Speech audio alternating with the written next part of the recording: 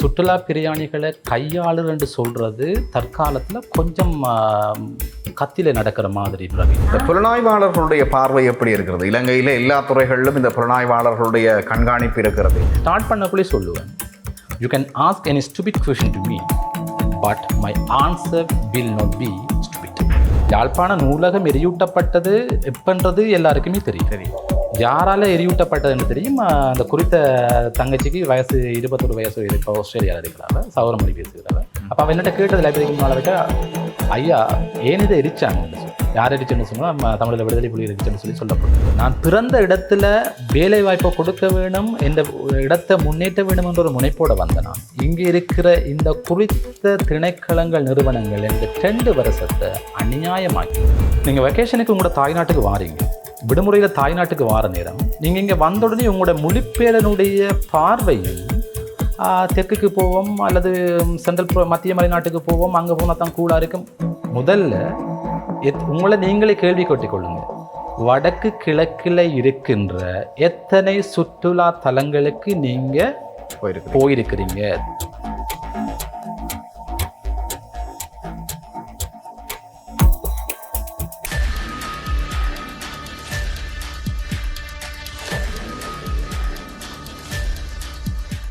நடேசன், நீங்கள் எப்படியாக செயற்படுகின்றீர்கள்? அதாவது ஒரு சுற்றுலாத்துறை வழிகாட்டியாக உங்களுடைய செயற்பாடுகள் எப்படி இருக்கிறது? உங்களை எப்படி அணுக வேண்டும்? ஒரு சுற்றுலாத்துறை சார்ந்து இங்கே வருபவர், ஒரு இடத்தை பார்க்க வேண்டும் என்று ஆசைப்படுபவர் எப்படி உங்களை அணுக வேண்டும்? நான் ஆரம்பத்தில் ஆரம்பித்தது தனியோரால் தான் ஆரம்பித்து, தற்பொழுது Jaffna tours and excursion private limited என்று சொல்கிற ஒரு நிறுவனத்தை பதிவு செய்து எனக்கு வெப்சைட் இருக்குது. info@jaffnatours.com சொல்கிற வெப்சைட் இருக்குது. அப்போ அதனூடாக தற்பொழுது நான் ரிசர்வேஷன் பதிவுகளை பெற்றுக்கொண்டிருக்கிறேன். இப்போ நீங்கள் குறிப்பிட்டது போன்று அந்த சுற்றுலா பிரயாணிகளை கையாளுர் என்று சொல்கிறது தற்காலத்தில் கொஞ்சம் கத்தியில் நடக்கிற மாதிரி. பிரவீன், காரணம் என்ன சொல்கிறேன்னு சொன்னால், முதல் புத்தகம் எடுத்து படிக்க வேணும். இப்போ ஒரு கோயிலுக்கு போகிறாங்கன்னு சொன்னால் அவங்க என்ன செய்வாங்கன்னு சொன்னால் வெல் பிளான் பண்ணி நான் நேற்று நைட்டே பார்ப்பாங்க அந்த இடத்தை பற்றி. ஆனால் பார்த்துட்டு திரும்ப நான் சொல்கிறதையும் கம்பேர் பண்ணி பார்த்துட்டு நான் பிள்ளையாக சொன்னால் அந்த ஒரு நமட்டு சிரிப்பு சிரிச்சிட்டு போவாங்க. அந்த சிரிப்பு எனக்கு விளங்க வேணும் என்னன்னு சொன்னால் செருப்பால் அடிச்சுட்டு போகிறார். நாங்கள் என்ன உண்மையான தரவுகளை சொன்னாலும் அது எடுபடாது. தரவுகளை சொன்னாலும் எடுபடாது. ரோஹிணி சொன்னது போல் நான் முதல்ல ஜெனியூனாக இருக்க வேணும். நான் ஆரம்பத்திலே சொன்னேன்னா நான் இந்த துறைக்குள்ளே வந்தது விரும்பித்தான் வந்தேன், விருப்பத்தோடு தான் வந்தேன். அப்போ நான் முதல் அவங்களோட ஒரு 20 நிமிஷம் முதலாவது அவங்கள சந்திக்கிற ஒரு 10 தொடக்கம் 20 நிமிஷத்துக்குள்ளே அவங்களோட மைண்டை ரீட் பண்ணக்கூடிய மாதிரி என்னால் இருக்கும். என்னென்னு சொன்னால் வித்தியாசமான ஏஜ் குரூப், வித்தியாசமான ஜெண்டர், வித்தியாசமான எத்னிசிட்டி, வித்தியாசமான ஒரிஜின்ஸ் நிறைய இடங்கள்லேருந்து வருவாங்க. வித்தியாசமான இன்ட்ரெஸ்டோடு வருவாங்க. சிலருக்கு கலையை பற்றி தெரிய வேணும், சிலருக்கு ஹிஸ்ட்ரி பற்றி தெரிய வேணும், சிலருக்கு எத்னிக் இந்த கன்ஃப்ளிக்ட் பற்றி தெரிய வேணும். அப்போ மற்றது சிலருக்கு உணவுல பிரியமாக இருப்பாங்க. இப்போ ஹிஸ்ட்ரி பற்றி தெரிய வர ஒரு ஆள்கிட்ட சாப்பாட்டை பற்றி நான் கதைக்க இயலாது. அப்போ அவங்களோட அந்த க்ரியேட் பண்ணி கதைக்கிற முதல் சந்தர்ப்பத்திலேயே எனக்கு ஒரு 20 நிமிஷம் தொடக்கம் அந்த இதுக்குள்ளே விளங்கி கொள்ளுவேன். ஓகே, இவருக்கு இதுதான் இன்ட்ரெஸ்டான இருக்குது. அப்போ அதுக்கேற்ற மாதிரி நான் என்னென்ன மாற்றிக்கொள்ளுவேன். இப்போ நான் என்ன மாற்றிக்கொண்டு அதுக்கேற்ற மாதிரியான சுற்றுலாக்களைத்தான் அந்த கருத்துக்களை தான் நான் அவங்களுக்கு முன்வைப்பேன். ஸ்டார்ட் பண்ணக்குள்ளே சொல்லுவேன், you can ask any stupid question to me, but my answer will not be stupid. என்னென்னு சொன்னால் அவங்க இப்போ கேவலமான கேள்வியை கூட என்ன கேட்டாலும் நான் கோபப்படக்கூடாது. அதை எப்படி நான் உரிய காரணக்காரிய அடிப்படையில் சொல்லி புரிய வைக்க முடியுமோ அந்த விதத்தில் தான் நான் என்னுடைய சுற்றுலாக்களை மேற்கொண்டு வரேன். இப்போ ரோஹிணி சொன்னது மாதிரி லாங்குவேஜ் பெரியர். இப்போ நீங்கள் ஒரு இடம் வச்சுருக்கிறீங்க, அந்த இடத்துக்கு இப்படித்தான் வர வேணும் என்று சொல்லுறது உங்களுடைய கடமை. அதை பின்பற்ற வேணுமென்றது வாரா சுற்றுலாவினுடைய கடமை. ஆனால் அதை சொல்ல வேண்டிய முறையில் சொல்லுறது தான் உங்களுக்கு பொருத்தமானது, உங்களுடைய பிரதேசம் நாட்டுக்கு பொருத்தமானது. அப்படி சும்மா எக்ஸாம்பிளுக்கு சொல்கிறேன். இப்போ ஷர்ட்டை ரிமூவ் பண்ண வேணுமென்று நீங்கள் சொல்கிறத உரிய விதத்தில் சொல்ல வேணும். தற்செயலாக தெரியாமல் வந்தாங்கன்னு சொன்னால் அந்த வே ஆஃப் டாக்கிங் சாதாரணமாக தெரியும், இவர்கள் தெரிந்து வருகிறார்களோ தெரியாமல் வருகிறார்களோ சாதாரணமாக தெரியும். அப்போ அந்த விதங்களில் நாங்கள் ஹேண்டில் பண்ணுவோமாக இருந்தால் எங்களால் முன்கொண்டு செல்லக்கூடிய மாதிரி இருக்குது. இப்போ நீங்கள் கேட்ட எவ்வாறான சுற்றுலாக்களை நான் இப்போ சொன்னேன்னா, இப்போ நான் கூடுதலாக இப்போ சைட்டுகளுக்கு, இடங்களுக்கு, டெஸ்டினேஷன்களுக்கு, தலங்களுக்கு கூட்டிக் கொண்டு போகிறத விட நான் இப்போ எக்ஸ்பீரியன்ஸ் தான் கூடுதலாக கொடுத்து கொண்டிருக்கேன். இப்போ எக்ஸ்பீரியன்ஸ் சொன்னால் அவங்கள ஃபார்முக்கு கூட்டி போகிறது, ஃபார்முக்கு கூட்டிகிட்டு போய் எவ்வாறு இது இப்போ நான் இப்போ இந்த ப்ரொடக்ட் டூரிசத்தை பொறுத்தவரையில் ஒவ்வொன்றையும் ப்ரொடக்ட் என்று சொல்லி தான் சொல்லுவோம். அந்த ப்ரொடக்ட் நான் கொண்டு வந்ததுக்கு காரணம் யாருக்கு என்று சொல்லி சொன்னால், புலத்தில் இருக்கிற எங்களுடைய உறவுகளை நீட்டித்தான் நான் நோக்கித்தான் இந்த கையை நான் நீட்டுறேன். உங்களோட பிள்ளைகளுக்கு பின்னால் வர பிள்ளைகளுக்கு இது தொடர்பான அறிவு குறைவாக தான் இருக்குது. நீங்கள் அனுபவித்தது அவங்களுக்கு இல்லை. இப்போ தோட்டத்தில் எப்படி வேலை செய்வாங்க, மீன் எப்படி பிடிப்பாங்க, மற்றது சாப்பாடு எப்படி சமைப்பாங்க. இப்போ யாழ்ப்பாணத்தில் இருக்கிற அல்லது வடக்கு கிழக்கு இருக்கிற சாப்பாட்டு முறை வித்தியாசமான முறை. அப்போ அவ்வாறான மற்றது இப்போ மீன் எப்படி பிடிப்பாங்க, தோட்டத்தில் எப்படி வேலை செய்வாங்க, சைக்கிள் இப்போ எங்கள் ஏரியாவில் எப்படி ஓடலாம். வெளிநாடுகளில் சைக்கிளிங்க்கு தனியாக ட்ரக் இருக்குது, இங்கே இல்லை. அப்போ எப்படி அவங்கள அந்த ஒரு எக்ஸ்பீரியன்ஸ் கொடுக்குறது. மற்றது இப்போ நிறைய விஷயம் நான் இப்போ கிட்டத்தட்ட ஒரு 28க்கு மேற்பட்ட எக்ஸ்பீரியன்ஸை டெவலப் பண்ணி வச்சிருக்கிறேன். அந்த எக்ஸ்பீரியன்ஸை நான் திரும்பவும் சொல்கிறது யாருக்காகன்னு சொன்னால், வெள்ளைக்காரர்களோட சேர்த்து என்னுடைய புலம்பெயர் தேசத்தில் இருக்கிற இளையோர்களை கவர வேணுமன்றதுக்காக அவ்வாறான ப்ரொடக்ட்களை தான் டெவலப் பண்ணி வச்சிருக்கணும். அதே மாதிரி இன்னுமொண்டையும் எங்களோட புலம்பெயர் சமூகத்துக்கு கேட்டுக்கொள்வது என்னென்னு சொன்னேன். இப்போ இதில் இப்போ நிறைய புலம்பெயர் தமிழர்கள் தான் பார்த்து கொண்டிருப்பாங்க. நீங்கள் வெக்கேஷனுக்கு உங்களோட தாய்நாட்டுக்கு வாரீங்க, விடுமுறையில் தாய்நாட்டுக்கு வார நேரம் நீங்கள் இங்கே வந்த உடனே உங்களோட மொழிப்பேரனுடைய பார்வையும் தெற்குக்கு போவோம் அல்லது சென்ட்ரல் மத்திய மலைநாட்டுக்கு போவோம், அங்கே போனால் தான் கூலாக இருக்கும். முதல்ல உங்களை நீங்களே கேள்வி கேட்டுக்கொள்ளுங்க, வடக்கு கிழக்கில் இருக்கின்ற எத்தனை சுற்றுலா தலங்களுக்கு நீங்கள் போயிருக்கிறீங்க, உங்களோட பிள்ளைகளுக்கு அதை கூட்டி கொண்டு காட்டுங்க. உங்களுக்கு எத்தனை பேருக்கு இவ்வளவும் இருக்குதுன்றத தெரியும் என்று சொல்லி கேளுங்க. மற்றது இன்னும் ஒன்று பிரவீன், இப்போ தடைகள் என்று சொல்லி நீங்கள் ஆரம்பத்தில் கேட்டாப்ப ரோஹினியால் ஒரு அப்படி ஒன்று சொல்லப்பட்டிருந்தது. ஏன்னா இங்கே இருக்கிற இப்போ எங்களோட வடக்கு கிழக்கில் இருக்கிற வடக்கில் இருக்கிற விசேஷமான பிரச்சனை என்னென்னு சொன்னால், பப்ளிக் ப்ரைவேட் செக்டருக்கு இடையில பெரிய ஒரு கேப் ஒன்று. அந்த பெரிய ஒரு கேப் ஒன்று இருக்குது. இப்போ அந்த 5 years பிளான் ஒன்று தயாரித்தாங்க. வடக்கு மாகாணம் சார்பாக ரீச்சாவல் இறுதி கூட்டம் நடந்தது. அந்த கூட்டத்திற்கு கலந்துரையாடலுக்கு மாவட்ட செயலகத்தால் நடத்தப்பட்ட அந்த கூட்டத்துக்கு எனக்கு அழைப்பு விடுக்கப்பட்டிருந்தது. ஆனால் மாகாணத்தினுடைய அந்த ஆளுகைக்கு உட்பட்ட கொடுத்த நிறுவனத்தால் இந்த 3 விருதுகளையும் பெற்ற, இன்னும் 3 நான் சொல்வேன் என்னென்னு சொல்லி சொன்னால், இப்போ வடக்குக்குள் இருக்கிற ஒரே ஒரு இலங்கைக்கு பூராகவும் சுற்றுலா பிரயாணிகளை கொண்டு வழிநடத்தக்கூடிய அந்த அனுமதி பத்திரம் இருப்பது பதியப்பட்ட அனுமதியை கொண்டிருப்பவர் நான். எனக்கு அழைப்பு விடுக்கப்படவில்லை. தனியால் விருப்பு வெறுப்பு அந்த இடத்துல செல்வாக்கு செலுத்துது. இதுவும் எங்களுடைய பிரதேசம் சுற்றுலாவில் பின்தங்கி இருக்கிறதுக்கு ஒரு காரணமாக இருக்குதுன்றதை இந்த இடத்துல பதிவு செய்ய விரும்புகிறேன். என்னென்னு சொன்னால், எனக்கு இப்போ இப்படியான சந்தர்ப்பங்கள் இன்னும் ஒரு ஆளுக்கு என்ன செய்யக்கூடாதுன்னு சொன்னால் அது வரக்கூடாது.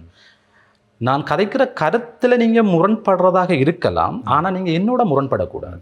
கருத்துக்கள் வேறுபடலாம், ஆனால் எங்களோட நோக்கம் ஒட்டுமொத்தமாக ஒன்றாக இருக்க வேண்டும். அதைத்தான் அந்த இலக்கை நோக்கி நாங்கள் நகர முடியும். எனக்கு தனக்கு கடிதம் வந்த உடனே ரோஹிணி எனக்கு கோல் அடிச்சு கேட்டேன், நடேஷ் எனக்கு கடிதம் வந்திருக்கு, உனக்கு வரலையா?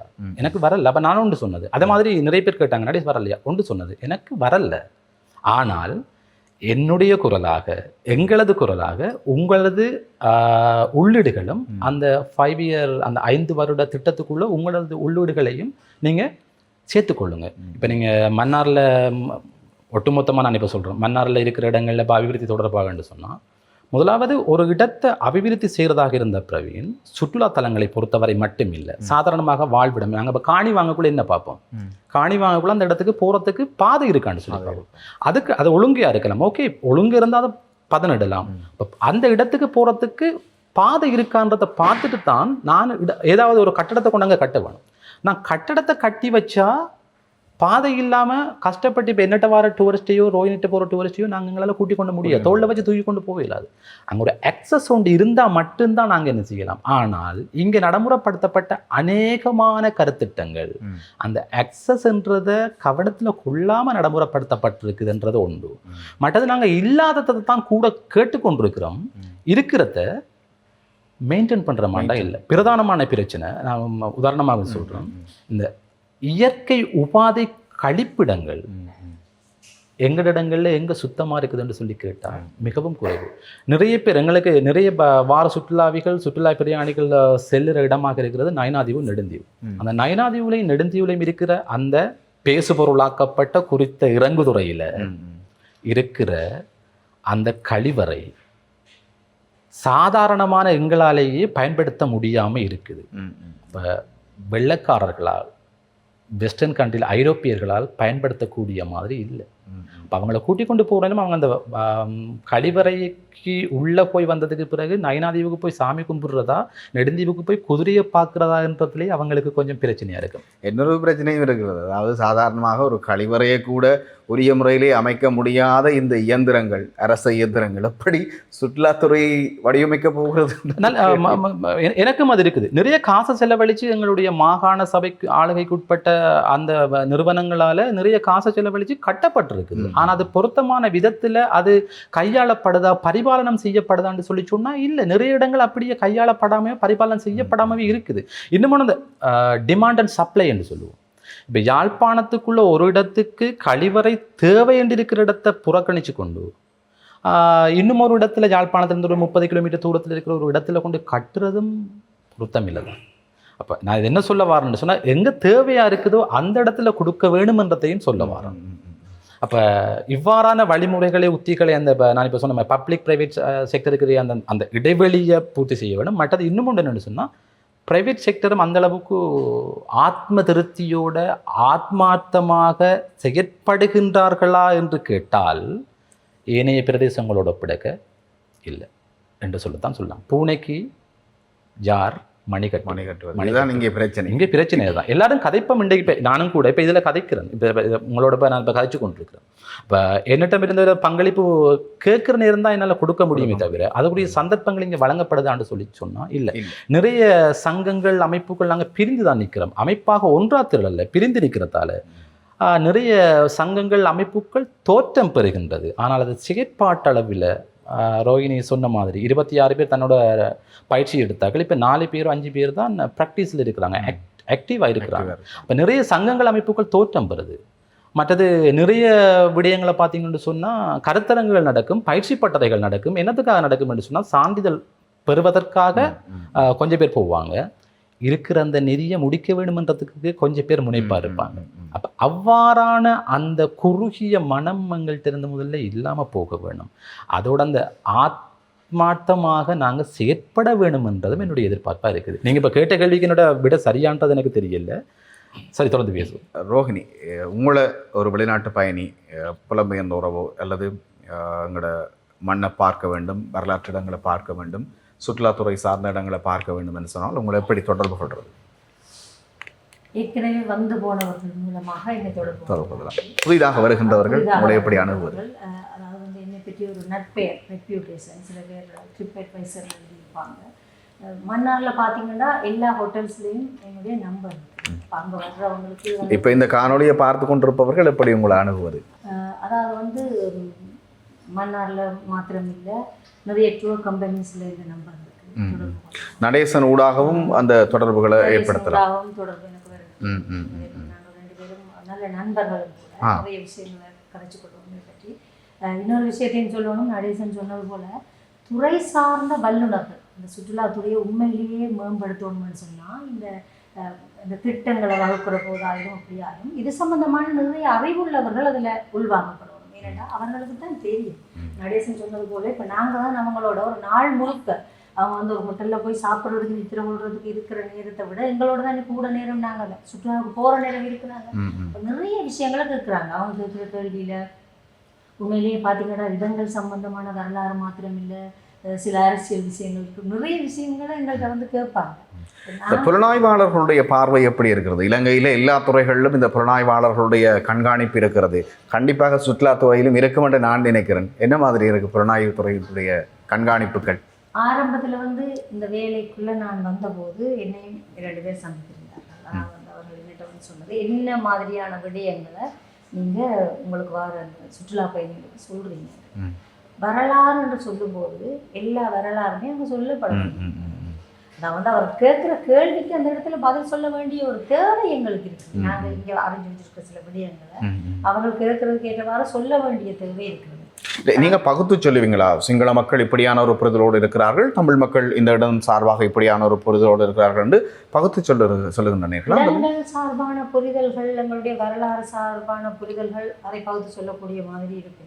இப்போ ஒரு விஷயம் முக்கியமாக சொல்லியே ஆகணும். கடந்த காலங்களில் இருக்கிற நிலப்பாடு வந்து இப்போ இல்லை. உண்மையில பார்த்தீங்கன்னா நிறைய சிங்கள மக்களுக்கும் நிறைய புரிதல்கள் இருக்கு. எங்களுடைய வழிகள், நாங்கள் இழந்த விடயங்கள் எல்லாத்தையும் அவர்களும் புரிஞ்சு கொள்ளக்கூடிய மாதிரி இருக்கு.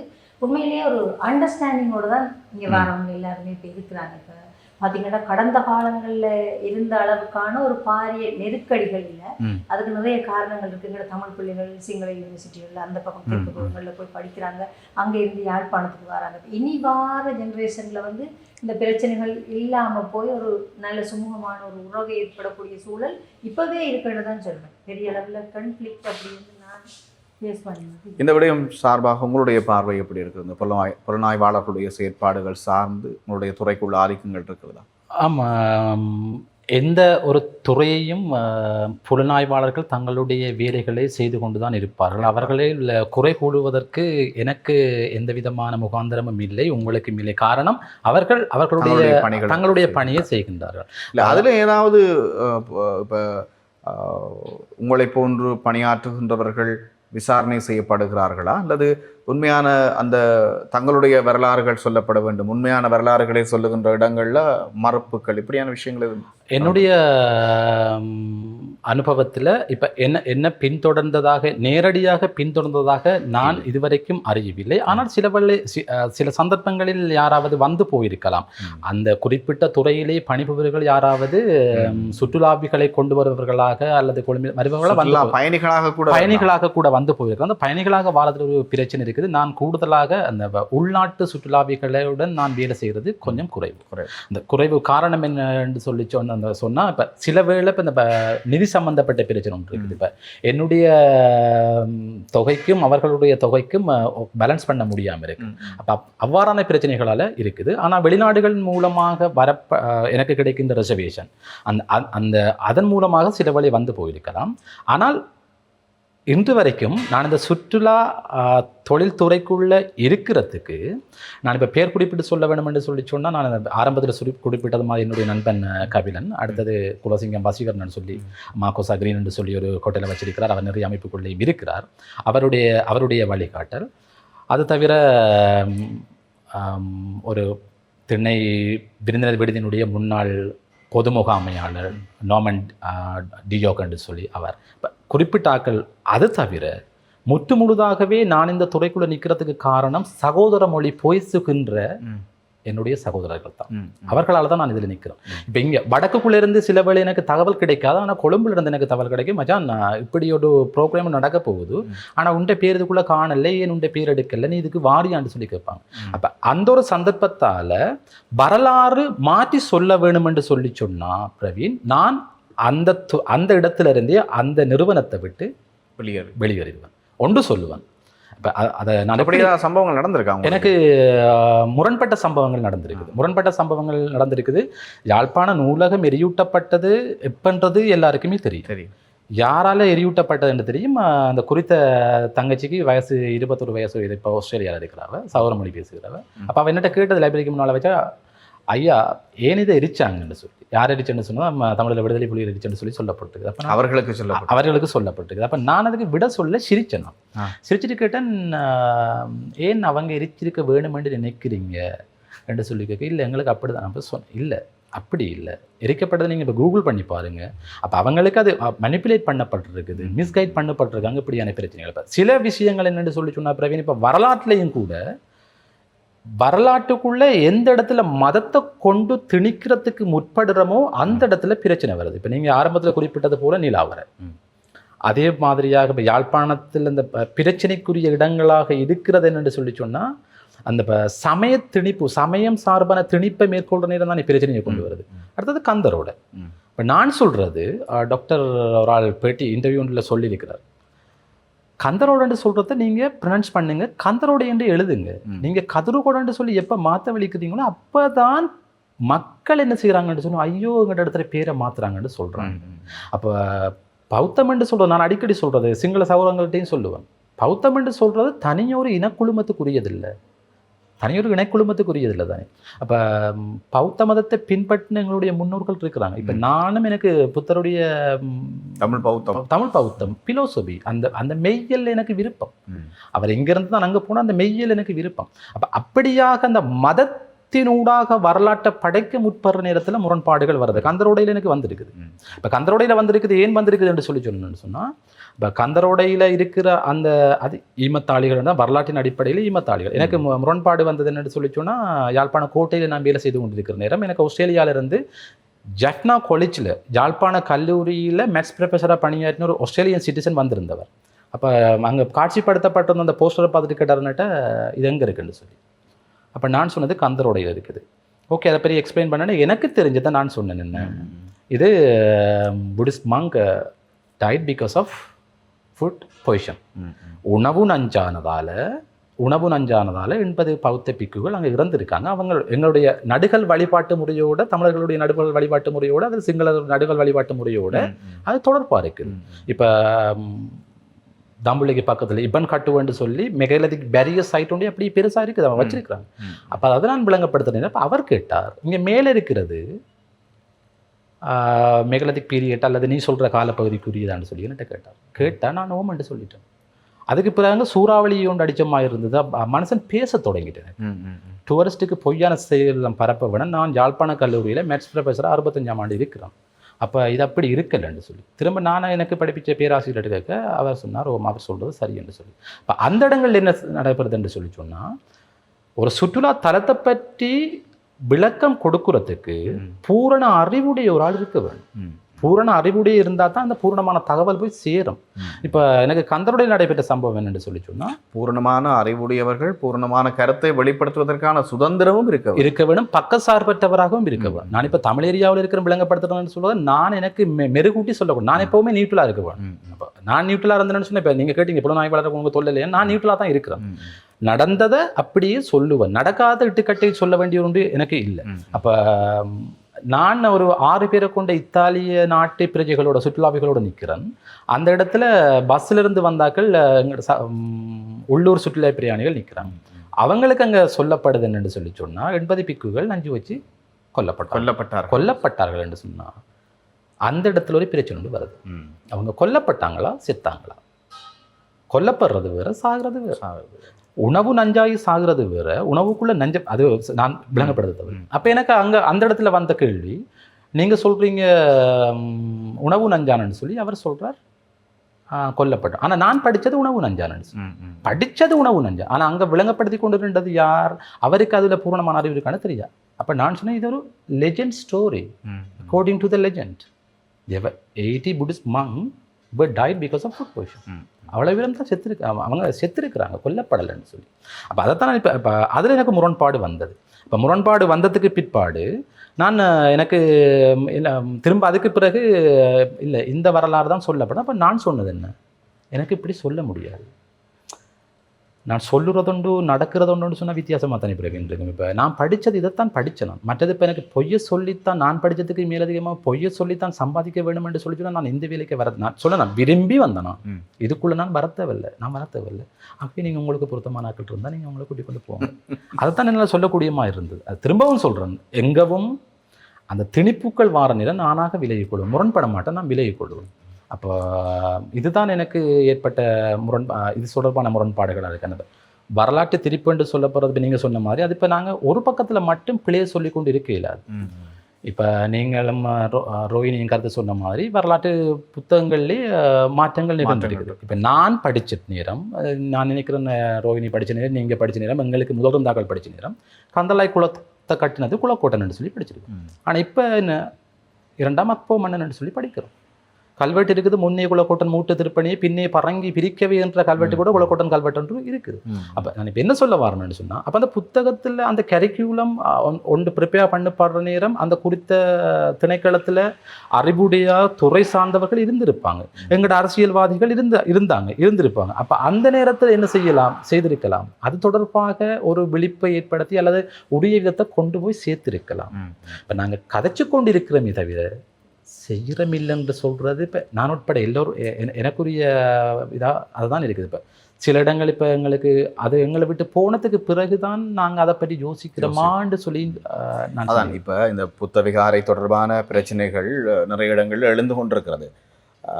நாங்களும் தமிழர் தரப்புகளும் போராடி கொண்டிருக்கின்றோம், அரசியல்வாதிகளும் போராட்டங்களை ஒழுங்குபடுத்தி கொண்டிருக்கின்றார்கள். ஆனால் எங்களிடம் ஒரு தரவு இல்லை. எத்தனை இந்து ஆலயங்கள் அழித்து அதில் புத்தர் சிலை வைக்கப்பட்டது, அல்லது புதிய புத்தர் சிலை எந்தெந்த இடங்களில் வைக்கப்பட்டிருக்கிறது, தொல்பொருள் திணைக்களங்கள் எங்கெங்கே அடையாளப்படுத்தி புதிய புத்தர் சிலையை நிறுவியிருக்கிறார்கள் என்பது தொடர்பான ஒரு தரவு எங்களிடம் இல்லை. வெறுமனவே வாய் வார்த்தைகள் மூலமாக சொல்லுகின்றோம், அங்கே போராட்டம் நடக்கின்றது, இங்கே விகாரை வைக்கின்றார்கள், இப்படித்தான் சொல்லுகின்றோம். ஒரு தரவுப்படுத்தி அதை ஒரு நிழல்படுத்தி இத்தனை தரவுகள் இருக்கிறது எங்களிடம் என்று சொல்லி நாங்கள் கொண்டு போய் கொடுக்கக்கூடிய செயற்பாட்டை நாங்கள் முன்னெடுக்கவில்லை. வெறுமனவே இந்த டிசிசி மீட்டிங் என்பது அந்த கூட்டங்களிலே இந்த சுற்றுலாத்துறை தொடர்பான விஷயங்கள் இவ்வளவு பாரிய பிரச்சனைகள் இருக்கிறது, இது முக்கியமாக பேசப்பட வேண்டும். சாதாரணமாக நீ யாருக்கு பிறந்த நீ, நான் யாருக்கு பிறந்த நான் என்ற மாதிரியான ஒரு போக்கோடு தான் இந்த டிசிசி மீட்டிங்கள் இப்போது நடந்து கொண்டிருக்கிறது.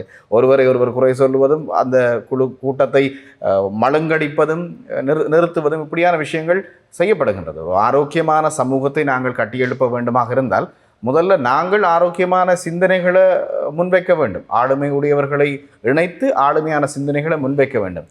எப்போது இதற்கான விடிவு கிடைக்கும் என்று எல்லாருமே எதிர்பார்த்திருக்கிறோம். இந்த அரசியல் தலைவர்கள் ஒரு கோட்டிலே செயற்படுவார்களா, மக்களுக்கு தேவையான விடயங்களை பேசுவார்களா என்பதுதான் எல்லோருடைய ஒரு பேர் அவாவாக இருக்குது. நீங்கள் கதைக்கும் போது குறிக்கிறதுக்கு மன்னிக்கவும், இப்போ எங்களுடைய அந்த குறித்த ஆலயங்களினுடைய வயது அல்லது கால அளவு என்பது நாங்கள் அந்த நாகரிகமயப்பட்டாக்கள், இந்த நாகரிகமயப்பட்டாக்கள் என்று சொல்கிறேன் கொண்டு சொல்லி சொன்னால் இந்த புதுமையை விரும்பி பழசை உடைச்சிடுவோம்.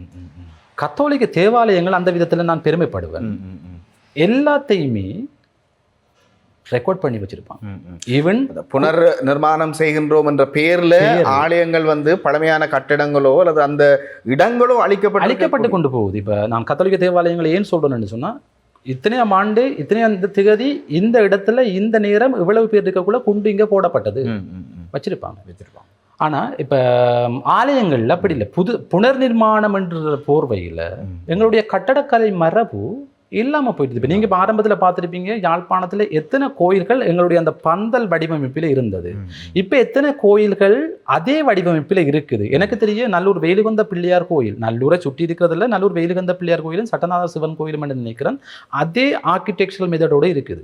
அப்போ என்னத்தை இழந்து கொண்டு போறோம்னு சொன்னா, இதுலேயும் இந்த இந்தியாவினுடைய செல்வாக்கு இருக்குது. குஜராத் ஸ்டைலில் இப்போ நிறைய கோயில்கள் இப்போ தமிழ்நாட்டுக்கு போகிற ஒரு சுற்றுலாவி யாழ்ப்பாணத்துக்கோ வடக்கு கிழக்குக்கோ வர வேணும் என்று சொல்லி சொன்னால் அந்த கட்டடக்கலை அமைப்பு வித்தியாசமாக இருந்தால் அது பார்க்கக்கூடியதாக இருக்கும். தமிழ்நாட்டில் இருக்கிற மாதிரியே இங்கே இருக்கிறத வரமாட்டோம். அடுத்தது அபிவிருத்தி என்ற போர்வையில் எனக்கு தெரிய காரைநகரில் ஆரம்ப காலத்தில் வீதியோர கட்டுமானங்களில் ரோட் சைட் கன்ஸ்ட்ரக்ஷன் என்று சொல்லி அந்த ஆர்கியோலஜிக்கல் டேர்ம்ஸ் அதை யூஸ் பண்ணுவோம், அப்போ பாவிப்போம். அப்போ கட்டுமானங்கள் சுமைதாங்கி, ஆவுரஞ்சி, கேணி மடம் என்று சொல்லி, இப்போ இங்கே நிறைய பேர்கள் இருக்குது. ஓட்டு மடம், திருமூடி மடம், ஆறுகால் மடம், அப்படி நிறைய இருக்குது. ஒரு திட்டத்தில் 2024ஆம் ஆண்டு என்று சொல்லி நினைக்கிறேன், அது ஆரம்பத்தில் கட்டப்பட்டிருக்கிறது அந்த பொலிகள் என்று சொல்லுவோம். அந்த ஒரு கருங்கல்லால் ஒரு கல்லால் கட்டப்படுது. அபிவிருத்தி என்ற பேர்வையில் புதுசாக சீமெந்தை பயன்படுத்தி அது அவ்வளவும் என்ன செய்யப்பட்டிருக்குன்னு சொன்னால் பிளாஸ்டரிங் பூச்சி செய்யப்பட்டிருக்கு. அப்போ அதன் மூலமாக அந்த காலக்கணிப்பு இருக்குது. இது புதுசாக கட்டப்பட்ட இப்போ இன்னொரு 30 வருஷத்தால் செய்யப்படும். மிக 30 வருஷத்தால் வார நேரம் அது ஒரு புராதனம் உடைய ஒன்றாக பார்க்கப்படாது, அது கணிக்கப்படாது, கழிக்கப்பட்டுவிடும். அப்போ அவ்வாறான பிரச்சனைகள் இங்கே இருக்குது. மற்றது இப்போ பாதுகாப்பு தொடர்பாக சில தலங்களுக்கு பார்த்தீங்கன்னு சொல்லி சொன்னால் பாதுகாப்பு கொடுத்து வச்சிருக்கிறாங்க வடக்கில். ஆனால் சில தலங்களுக்கு பார்த்தீங்கன்னு சொன்னால் பாதுகாப்பு இல்லை, அது சட்டத்துக்கு முரண்பாடான செயல்களை செய்கிறதுக்குரிய இடங்களாக மாற்றப்படும். குறிப்பிட்டு சொல்கிறேன்னு சொன்னால், நான் இப்போ அந்த மந்திரிமனை சொல்கிறேன், மந்திரிமனை உடைஞ்சு விழுந்துட்டு அதுக்கு பல்வேறுபட்ட வியாக்கியானங்கள் எல்லோரும் தரப்பாலும் சொல்லப்படுது. வியாக்கியானங்களை யார் வேணுமென்று சொன்னாலும் சொல்லலாம், நானும் சொல்லலாம், நீங்களும் சொல்லலாம். பாதுகாக்க தவறிவிட்டோம். சில இடங்களுக்கு மட்டும் பாதுகாப்பை கொடுக்கின்ற குறித்த திணைக்களங்களால் அல்லது நிர்வாகிகளால் இவ்வாறான இடங்களுக்கு ஏன் பாதுகாப்பை கொடுக்க முடியாது? மன்னால் இருக்கிற டொரிக் பங்களோ முத்தரிப்பு துறையில் இருக்குது, அரிப்புல இருக்குது, முத்துக்குளிக்கிற இலங்கையில் இருக்கிற முத்துக்குளிக்கிற எனக்கு தெரிய இருக்கிற ஒரே ஒரு இடம் அந்த முத்தரிப்பு துறை. அந்த முத்தரிப்பு துறையில் இருக்கிற அந்த கட்டிடங்களோட பூச்சு எவ்வாறு இருக்குது? சிதைவடைஞ்சு இருக்குது. நாளுக்கு நாள் கடலுக்கு பக்கத்தில் இருக்குது, சிதைவடைஞ்சு கொண்டே போகுது. அப்போ அந்த இடங்களுக்கு உரிய பாதுகாப்பை கொடுக்கறத விட்டுட்டு திரும்பவும் திரும்பவும் நாங்கள் என்ன செய்கிறோம், இருக்கிறத பார்க்குறதுக்கே மேனேஜ் பண்ணுறதுக்கே அல்லது பரிபாலனம் செய்கிறதுக்கு எங்கள்கிட்ட ஆக்கள் இல்லையா. திரும்ப இடங்களைத்தான் கைப்பிடிச்சு கொண்டு கைப்பற்றி கொண்டு நீங்கள் சொல்லுகின்ற இடங்களை இந்த காணொளி மூலமாக ஒருவேளை அரசியல்வாதிகள் பிரபலமான முகங்கள் பார்த்தால் அவர்கள் யோசிப்பார்கள், இப்படியெல்லாம் பிரச்சனை இருக்கிறதா என்று யோசிப்பார்கள். ஏனென்றால் அந்த துறை சார்ந்த அவர்களுக்கு எந்த விதமான நிபுணத்துவம் கிடையாது.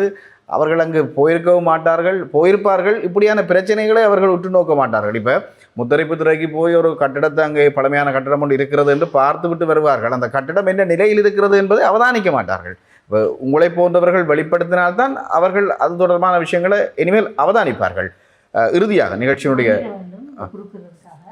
இவ்வாறான ஒரு சில கேள்விகளை சுற்றுலா பயணிகள் என்னிடம் கேட்டிருக்காங்க. உங்களுடைய பகுதியில் இருக்கிற அரசியல்வாதிகள் ஏன் இதில் ஒரு அக்கறை எடுக்கவில்லை, இந்த இடத்தில் நிறைய விடயங்கள், அதில் ஒரு கண்டி அமைக்கலாம், ஒரு அந்த இடத்துல நிறைய விடயங்களை கொண்டு வந்தால் வருகிறவர்களுக்கு அந்த இடம் ஒரு பிரயோசனமாக இருக்கும். அதற்கான எந்த ஒரு விடயங்களும் அவங்க முன்னெடுக்கப்படவில்லை. அப்படியான கேள்விகளும் சில நடந்திருக்கு. உண்மையிலேயே பார்த்தீங்கன்னு சொன்னால் எத்தனை சுற்றுலா பயணிகள் ஒரு மாவட்டத்துக்கு வர, நான் ஏன் மன்னாரை பேஸ் பண்ணி சொல்கிறேன்னா, யாழ்ப்பாணத்தில் நடேசி இருக்கிறார், அது நிறைய விஷயங்கள் சொல்கிறேன், அதனால நான் அதை சொல்கிறேன். ஏன்னு சொன்னால் இப்போ எத்தனை சுற்றுலா பயணிகள் வந்து போகிறார்கள் என்ற சரியான ஒரு தரவு கூட இல்லை. அது உண்மையிலேயே ஒரு கவலைக்குரிய விஷயம். இனி எதிர்காலத்தில் இந்த விடயங்கள் எல்லாம் பேசப்பட்டது போல, கலந்துரையாடப்பட்டது போல முன்னெடுத்து கொண்டு போனால் நல்லா இருக்கும். அதில் நான் ஒரு விஷயம் சொல்கிறேன் என்னென்னா, இதுக்கு இன்வெஸ்ட் பண்ணுறதுக்கு முன்வரும். இப்போ நிறைய பேர்கிட்ட நிறைய காசு வச்சு அது என்ன செய்யறதுன்னு தெரியாமல் இருக்கிறாங்க. எனக்கு தெரிஞ்ச அளவில் இந்த துறையில் நான் இருக்கிறதால சொல்கிறேன், இந்த சுற்றுலாத்துறையில் அவங்க இன்வெஸ்ட் பண்ணுறதுக்கு தயாராக நிறைய பேர் இருக்கிறாங்க. ஆனால் அது எப்படி வெளிக்கொண்டு வர்றது, எந்த நம்பிக்கையில், எதன் அடிப்படையில் அதை இன்வெஸ்ட் பண்ணுறதுன்ற ஒரு கேள்வியும் அங்கே இருக்குது. யார் இந்த முன்னெடுத்து செய்கிறதுன்ற ஒரு பிரச்சனை இருக்குது. அப்படி யோசிக்கிறது. நிகழ்ச்சியினுடைய நிறைவுக்கு நாங்கள் வந்து விட்டோம். நேரம் என்ற ஒரு பிரச்சனை இருக்குது. நிறைய விடயங்கள் பேசலாம். குறிப்பாக நீங்கள் 2 பேருமே பேசிய விடயங்கள்ல இருந்து சாதாரணமாக நாங்கள் இந்த பிரச்சனைகளை முடிந்தளவுக்கு எங்களுடைய தமிழர் பிரதேசங்களில் தமிழ் கட்சிகளுடைய ஆளுமைக்கு அடங்கி இருக்கக்கூடிய நகர சபைகளோ அல்லது மாநகர சபைகளோ பிரதேச சபைகளோ இதற்குள்ளே நாங்கள் செய்து கொள்ளக்கூடிய விடயங்கள் பல இருக்கிறது. குறிப்பாக இப்படி வரலாற்று சின்னங்களை பாதுகாப்பதற்குரிய வேலை திட்டங்களை நாங்கள் செய்யலாம். ஏன் அரசை நம்பியிருக்காமல் நாங்கள் செய்யலாம். ரோகிணி சொன்ன மாதிரி இந்த சுற்றுலாத்துறைக்காக இங்கே முதலீடுகளை செய்ய விரும்புபவர்களை நாங்கள் வரவேற்கலாம். நகரசபை மூலமாக மாநகர சபை மூலமாக நாங்கள் அவர்களுக்கான ஒத்துழைப்புகளை கொடுத்து நாங்கள் அவர்களை வரவேற்று எங்களுடைய கிராமத்தை நாங்கள் வளப்படுத்திக் கொள்ளலாம். இப்படி பல வேலை திட்டங்களை அரசை எதிர்பார்க்காமல் நாங்கள் எங்களுடைய கரங்களால் செய்யக்கூடிய வேலை திட்டங்கள் பல இருக்கிறது. அதை சாதாரணமாக இந்த நகரசபை பிரதேச சபை இப்படியான சபைகளை பயன்படுத்தி நாங்கள் செய்யக்கூடிய வளங்கள் எங்களிடம் இருக்கிறது. வெறுமனவே சொல்ல முடியாது அரசு சார்பான உதவிகள் வரவில்லை என்று சொல்ல முடியாது. என்றால் அதிகாரம் சாதாரணமாக எங்களிடம் இப்போது உள்ளூர் அதிகாரங்கள் இருக்கிறது. அதை பயன்படுத்தி கூட சுற்றுலாத்துறையை நாங்கள் அபிவிருத்தி செய்யலாம். ஆமாம், நீங்கள் குறிப்பிட்டதுக்கு நல்ல உதாரணம் உண்டு. வலி வடக்கு பிரதேச சபை. வடக்கு பிரதேச சபை வடக்கு மாகாண சுற்றுலா பணியத்துடன் இணைந்து யாழ்ப்பாணத்தில் இப்போ வடக்கு கிழக்குக்கு வாராக்கள் கூடுதலாக அந்த பீச்சோட கடற்கரையோட சம்பந்தப்பட்ட இடங்களுக்கு கூட போக விரும்புகிறவன். இப்போ காங்கேசந்துறையில் அண்மையில் ஒரு நிகழ்வு ஒன்று நடத்தியிருந்தவன். அது ஒரு சிறப்பான நிகழ்வாக நான் பார்க்குறேன். அதே மாதிரி நீங்கள் இப்போ குறிப்பிட்டது போல நிறைய இப்போ நகர சபைகள், உள்ளூராட்சி மன்றங்கள் தங்களுடைய அந்த இதிலிருந்து, தங்களுடைய அந்த ரெவென்யூவில் அந்த தங்களுக்கு ஒதுக்கப்பட்ட அந்த நிதியிலிருந்து இவ்வாறான முனைப்புக்களை முன்னெடுக்கலாம். ஆனால் முன்னெடுக்கிறாங்களான்றது, அதை முன்னெடுக்கிறதுக்கு அவங்க முயற்சிக்கிறாங்களா அல்லது இப்போ சாப்பாட்டுக்கு பணம் ஒதுக்கப்படல சண்டை பிடிக்கிறாங்களான்றது வேறு இல்லை. ஒரு அனுமதியான விஷயமாக இருக்கட்டும். இப்போ ஒரு ஹோட்டலில் ஒன்று கட்ட வேண்டுமாக இருந்தால் அதன் அனுமதிகளை பிந்தி அடிக்காமல் விரைவாக வழங்குவோம். அப்படியான வசதிகளை செய்து கொடுக்கலாம். 2020ஆம் ஆண்டு நினைக்கிறேன் பிரவீன், நிறைய முதலீட்டாளர்கள் இங்கே வாராங்க. இந்த அனுமதி பெறுறது பெரிய சிக்கல் ஒன்று எங்கட பிராந்தியங்கள்ல இருக்குது. அது டிம்பளம் என்றது புழங்குகிறது. அதனால பெரிய விஷயமாக இருக்கிறதால அந்த வார முதலீட்டாளர்கள் கஷ்டப்பட்டுட்டு ஐயோ இவங்களோட வெளியேறாங்க. நான் ஒரு கூட்டத்துக்கு மாவட்ட செயலத்தில் கூட்டத்துக்கு போயிருந்தேன். ஒரு முதலீட்டாளர் குறித்த நிறுவனங்களை தாக்கி 20 நிமிஷம் பேசினார். பேசிட்டு சொன்னவர். ஆனால் அவர் இப்போ ஹப்புத்தலையில் பெரிய ஒரு சுற்றுலா விடுதி ஒன்றை நிர்மாணிச்சிருக்கிறார். அவர் சொல்லிட்டு போனது, நான் பிறந்த இடத்துல வேலை வாய்ப்பை கொடுக்க வேணும், என்ற இடத்தை முன்னேற்ற வேணும் என்ற ஒரு முனைப்போடு வந்த நான் இங்கே இருக்கிற இந்த குறித்த திணைக்களங்கள் நிறுவனங்கள் என்ற 2 வருஷத்தை அநியாயமாக்கிட்டு ஏன் அது பிரச்சனையாக இருக்குதுங்க. அந்த என்ன யாருமே அதை என்ன சொல்கிற உண்மைத்தன்மையோட ஆத்மார்த்தமாக செய்கிறாங்கல்ல, அந்த அனுமதிகளை பெற்றுக்கொள்றதுக்கு சரியான ஒரு புடுங்குப்பாடுன்னு சொல்லுவோம் நாங்கள், ஒரு இழுபறி நிலைமை காணப்படுது. அந்த இழுபறி நிலைமை இல்லாமல் இருக்குமாக இருந்தால் இப்போ எங்களோட முதலீட்டாளர்கள் நிறைய முதலீட்டாளர்கள் வாராங்க. இப்போ ரோஹினி சொன்ன மாதிரி இந்த சிலருக்கு பயம் இருக்குது, அரசியல் ஸ்திரத்தன்மை இல்லை அப்படி இப்படின்ற மாதிரி யோசிக்கிறாங்க, அதான் அரசியல்ன்ற பக்கம். ஆனால் அவ்வாறு இல்லாமல் உள்ளூராட்சி மன்றங்களால் கையாளப்படக்கூடிய அல்லது கவனிக்கப்படக்கூடிய சில விஷயங்களை அல்லது அனுமதிகளை கொடுப்பார்களாக இருந்தால் நாங்கள் இப்போ என்ன பெரிய கோட்டை கட்ட வேண்டும் என்று இல்லை, சாதாரணமாக டூரிஸ்ட் கம்ஃபர்ட் சென்டர், இப்போ அவர் சொன்ன மாதிரி ஒரு கேண்டீனை வைக்கிறதோ அல்லது டாய்லெட்டை, மற்றது இன்னும் ஒன்று சொன்னால் இப்போ உள்ளூராட்சி மன்றங்களால் புனரமைக்கப்பட்ட கட்டி முடிக்கப்பட்ட சில விடயங்களை, சில கட்டுமானங்களை தனியார்களிடம் அதை கேள்வி மனு கோரி அவங்களுக்கு கொடுக்கலாம் என்று யோசிக்கிறோம். அது அந்த என்ன வினைத்திறனான செயற்பாட்டை ஊக்குவிக்கும் என்று சொல்லி நான் நினைக்கிறேன். நான் பேர் குறிப்பிட்டு சொல்லலை. உள்ளூராட்சி அமைச்சு வடக்கு மாகாணத்தில் அமைச்சால நிதி ஒதுக்கப்பட்டு கட்டுப்பட்ட நிறைய இடங்கள் வருமானத்தை ஈட்டாமல் இருக்குது. அதுக்கு காரணம் என்னென்று சொல்லி சொன்னால் அந்த குறித்த உள்ளூராட்சி மன்றம், அதுக்கு உள்ளூராட்சி அமைச்சு அல்லது அது அதில் பிரச்சனை இல்லை. அந்த குறித்த உள்ளூராட்சி மன்றங்கள் அதை வினைத்திறனோட செயற்படுத்துதான்னு சொல்லி கேட்டால் இல்லை. நிறைய பீச் சைட்லேயெல்லாம் கட்டுமானங்கள், வாஷ்ரூம் இருக்குது, கிணறு இருக்குது, எல்லாமே இருக்குது, கடைத்தொகுதிகள் இருக்குது. பாரதில் இப்போ ப்ரொவின்சியல் கிராண்டட் ஃபண்டுன்னு சொல்லப்படுற மாகாணங்களுக்கு ஒதுக்கப்பட்ட நிதியிலிருந்து நிறைய கட்டுமானங்களை கட்டிட்டு அப்படியே போடுறோம். திரும்ப அதே மாதிரி ஒரு 4-5 வருஷத்துக்கு பிறகு திரும்ப அதை ரெனோவேட் பண்ணுறோம். அப்போ அதை தனியார்களுக்கு கொடுப்பார்களாக இருந்தால் தனியார்கள் அது ஏதோ ஒரு வகையில் தனியார் அதால் சம்பாதிக்கிறாங்களோ இல்லையோ மாகாணத்துக்கு வாடகை வந்து கொண்டு வாடகை போகுது. அப்போ அப்படியான செயற்பாடுகளை முன்னெடுக்க வேணும். அப்படியான இடங்களை அடையாளப்படுத்தி இருக்கு முன்னெடுக்கப்படும். இல்லை, அடையாளப்படுத்தப்பட்டு இருக்குதுப்பா. அண்மையில் கூட புதுசாக நீங்கள் சொன்ன மாதிரி சுற்றுலா பணியத்தினுடைய தலைவர் நியமிக்கப்பட்டிருக்கிறார். அதுக்கு முதல் இருந்த சுற்றுலா பணியத்தினுடைய தலைவருடைய செயற்பாட்டின் கீழே தலைவர் மற்றும் பணிப்பாளர், அங்கே இருக்கிற அலுவலர்களுடைய செயற்பாட்டின் மூலமாக என்னை பொறுத்தவரையில் குறிப்பிட்டு சொல்லக்கூடிய சில விடயங்கள் நடந்திருக்கு. இப்போ விருப்பு வெறுப்புகளுக்கு அப்பாற்பட்டு, இப்போ நன்மை தீமைகளுக்கு அப்பாற்பட்டு நான் இப்போ சொல்கிறது அமைப்பாக திரள வேணும், விருப்பு வெறுப்புக்கு முன்னுரிமை கொடுக்கக்கூடாது. சில விஷயங்கள், நிறைய விஷயங்கள் நடந்திருக்குது. இப்போ இன்னும் ஒரு ப்ளஸ் பாயிண்ட் இருக்குது எங்களோட மாகாணத்துக்கு, எங்களோட பிராந்தியத்துக்கு. யாழ்ப்பாணம், மன்னார் இந்தியாவிலிருந்து பக்கத்தில் இருக்குது. இலங்கைக்கு அதிகளவான சுற்றுலா பிரயாணிகள் வார நாடு, அனுப்புகின்ற நாடு இந்தியா. அப்போ அவங்களை கேட்ட பண்ணக்கூடிய மொழியால் ஒன்றுபட்டிருக்கிறோம், சமயத்தால் ஒன்றுபட்டிருக்கிறோம், உணவு பழக்க வழக்கத்தால் ஒன்றுபட்டு இலகுவாக ஈர்க்கலாம். அப்போ அந்த ஈர்க்கக்கூடிய மாதிரியான செயற்பாடுகளை நிறைய இப்போ செய்து கொண்டு வாராங்க, சுற்றுலா பணியும் செய்து கொண்டு வருது. அதுக்கு ஒரு சுற்றுலாவில் இருக்கிற பங்குதாரர் என்ற வகையில் அவங்களுக்கு நான் இந்த சந்தர்ப்பத்தில் நன்றியை தெரிவித்துக்கொள்ளணும். என்னென்னு சொன்னால் குற்றங்களை மட்டும் சொல்லக்கூடாது, நிறைவான விஷயங்களையும் சொல்ல வேணும். அந்த குறித்த தலைவருடைய காலத்தில் தான் இது நடந்துன்றதையும் நான் அதை சொல்லி வைக்கத்தான் வேணும். நன்றி. இவ்வளவு நேரமாக நிகழ்ச்சி மூலமாக இணைந்து எங்களுடைய கேள்விகளுக்கும் உங்களுடைய மனதில் இருக்கக்கூடிய அந்த வடுக்களை அல்லது உங்களோட அந்த ஓர்மங்களை, உங்களுடைய சிந்தனைகளை ஆரோக்கியமாக பகிர்ந்து கொண்டீங்க. 2 பேருக்குமே நன்றி. எதிர்வருகின்ற காலங்களிலே சுற்றுலாத்துறைக்காக இப்போது புதிதாக நியமனம் பெற்ற அந்த அதிகாரியையும் நாங்கள் நிகழ்ச்சியில் இணைத்து அவரிடமும் சில ஆரோக்கியமான கலந்துரையாடல்களை மேற்கொள்வோம். உங்களை போன்றவர்கள் சொல்லுகின்ற அந்த செய்திகளும் தரவுகளும் சரியான முறையிலே அவர்களிடம் போய் சேர வேண்டும் என்பதுதான் இந்த நிகழ்ச்சியுடைய நோக்கமாக இருக்கு. நன்றி உறவுகளை, மற்றும் ஒரு நிகழ்ச்சியில் உங்களை சந்திக்கும் வரை உங்களிடமிருந்து விடை பெற்றுக் கொள்ளும் நான் உங்கள் தர்மராஜா பிரவீன். நன்றி. மீண்டும் சந்திக்கலாம்.